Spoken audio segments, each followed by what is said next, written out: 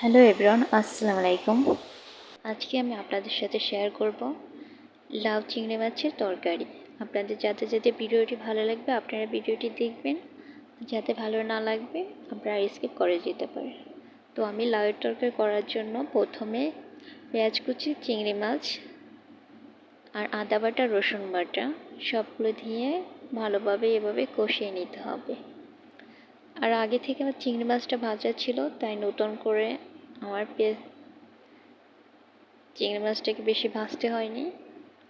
তো আপনারা যে কেউ এখানে চিংড়ি মাছটা কাঁচাটাও দিতে পারেন, কিংবা আগে থেকে ভেজে রেখে তারপরে এখানে দিতে পারেন। তারপর এখানে আমি কিছু পরিমাণ পানি অ্যাড করে দিয়েছি, যাতে মশলাটা ভালোভাবে পানির সাথে মিশে যায়। তারপর দিলাম হলুদের গুঁড়া, মরিচের গুঁড়া, ধনিয়া গুঁড়া, জিরার গুঁড়া। আপনারা চাইলে জিরা গুঁড়োটা দিতেও পারেন, কিংবা স্কিপও করে যেতে পারেন। তো মশলাটাকে ভালোভাবে নাড়িয়ে চাড়িয়ে এভাবে কষিয়ে নিতে হবে। যখন মশলাটা ভালোভাবে কষানো হয়ে যাবে তখন লাউগুলোকে দিয়ে দিতে হবে, আর খেয়াল রাখতে হবে যাতে পানি না থাকে। তো আমার লাউগুলো দেওয়া হয়ে গেছে। এবার এটাকে ভালোভাবে নাড়িয়ে চেড়ে নিতে হবে, যাতে মশলার সাথে লাউগুলো ভালোভাবে লেগে যায়। এভাবে কিছু সময় নাড়িয়ে চেড়ে দিতে হবে, আর একটা ঢাকনা দিয়ে ঢেকে ঢেকে কিছু সময় কষিয়ে নিতে হবে। যখন লাউ থেকে পানি ছেড়ে দিবে তখন এর সাথে কিছু পরিমাণ পানি অ্যাড করে দিতে হবে, যাতে লাউটা সিদ্ধ হয় সেই পরিমাণ পানি দিতে হবে।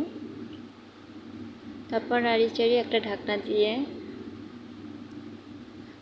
30 মিনিটের মতো রাখতে হবে।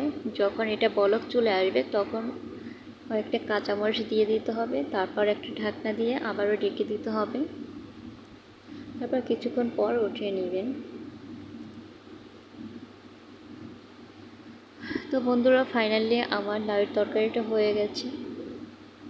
দেখতেই পাচ্ছেন খুব সুন্দর হচ্ছে, আর একটা খুব স্মেল আসছে। আমার তো খুব ভালোই লাগতেছিল।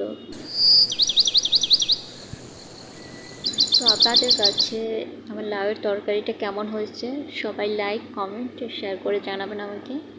আর আপনারা বাসায় যে কেউ চেষ্টা করে দেখতে পারেন। আমার এই তরকারিটা আপনাদের কাছে ভালো লাগলে অবশ্যই লাইক, কমেন্ট করতে ভুলবেন না। সবাই ভালো থাকবেন, সুস্থ থাকবেন, আর কামনাই করছি। আল্লাহ হাফেজ।